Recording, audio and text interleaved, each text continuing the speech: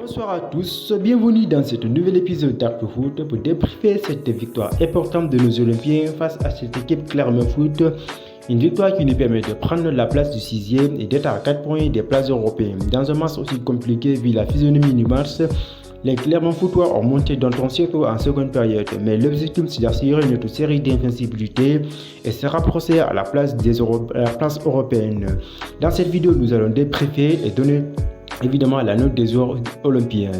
Bienvenue dans cette nouvelle vidéo d'Actu Foot, mais avant de commencer cette vidéo, je vous suggère d'abonner et surtout liker la vidéo pour ne rater aucune de mes prochaines vidéos. Dans un vélodrome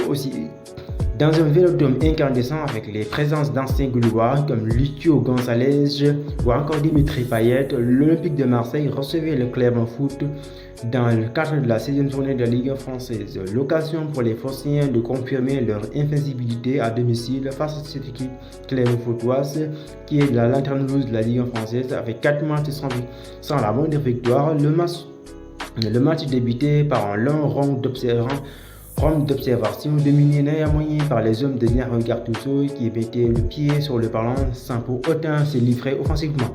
Il fallait un joli mouvement collectif et une belle passe en première intention de Pierre-Emerick Aubameyang pour Amir Murillo, bien lancé pour tromper le portier Clermont Footois. Murillo décisif une minute plus tôt, vers la 25e minute de jeu, à bout portant, qui porte le score en 8-0. Face à une défense auvergnenne à peine de Iliman Ndiaye n'était pas loin de doubler la mise, mais sa tête heurtait le poteau gauche à la 40e minute. Finalement, c'est Amin Harit qui inscrivait le but du break du pied gauche après une nouvelle tentative de son compère sénégalais, repoussé par le dernier rempart adverse. Pierre-Emerick Aubameyang souhaitait se mêler à la fête marseillaise, mais sa reprise du pied écrasée et repoussée par l'ex-City dans les buts. Au retour des vestiaires, l'entrant Djima Levina, qui remplaçait Evasian Razani, diminué car blessé à l'épaule, venait réduire l'écart en coupant parfaitement le corner de Mohamed Cham d'une tête décroisée, trompant ainsi la vigilance de Paul Lopez à la 58e minute. Pour son premier but de la saison en Ligue 1, les Marseillais continuaient de pousser pour reprendre leur avantage de 2 buts et sécuriser la victoire, mais l'arrière-garde du Clermont Foot s'est montré plus solide, notamment face à Asden Ounahi à la 80e minute. Malgré un Vitinha combatif, le score ne changeait plus. L'un des Gattuso ajoute un nouveau succès à son invincibilité à la maison depuis le début de cette saison. Cette victoire est 3-0 entre la Ligue 1 et la C3 et reprend sa 6e place au classement au Racing Club de Lens. Clermont Foot n'avance toujours pas et a désormais 2 points de retard sur le premier non relégable Toulouse. Deuxième et dernière journée avec un multiple de 9 rencontres avant la trêve hivernale, c'est mercredi. L'OM se déplace à Montpellier face. Évidemment, place aux notes des joueurs olympiens. Comme on l'avait dit dans cette manche, nos Olympiens n'ont pas été effrayants. 5,5 pour Paul Lopez, qu'il a souvent réalisé des clean sheets ces derniers temps et qu'il était imprenable depuis la première journée au Vélodrome dans l'élite. Le portier espagnol aurait pu s'octroyer une nouvelle soirée tranquille ce dimanche. Il faut le dire, il n'a pas vu beaucoup de Clermontois aux abords de sa surface, surtout en première période.